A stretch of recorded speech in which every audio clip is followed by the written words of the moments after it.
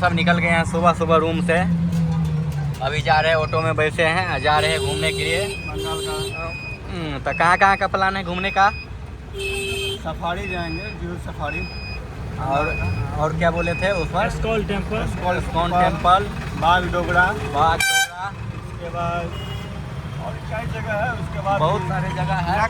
तो चलिए आप लोग को दिखाते हैं हम। नेक्स्ट प्लान वहाँ रहेगा जाएंगे, वहाँ आप लोग को दिखाएंगे सारा नज़ारा, जंगल से लेकर के पहाड़ तक। अच्छा नज़ारा होने वाला है। जहाँ- आप लोग जुड़े रहिए हम लोग से।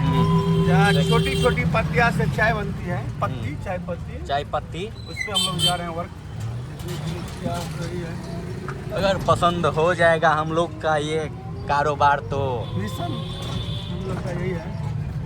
मिशन तो बहुत है, लेकिन चुनना किसी एक को है। अरे जिंदगी में बड़े बड़े मिशन रखो। सोच बड़ी रहेगा तो काम बड़ी हो जाएगी अरे अपनी आप। ख्वाबें देखनी है तो बड़ा देखो यार, छोटा सा ख्वाब में क्या रखा है।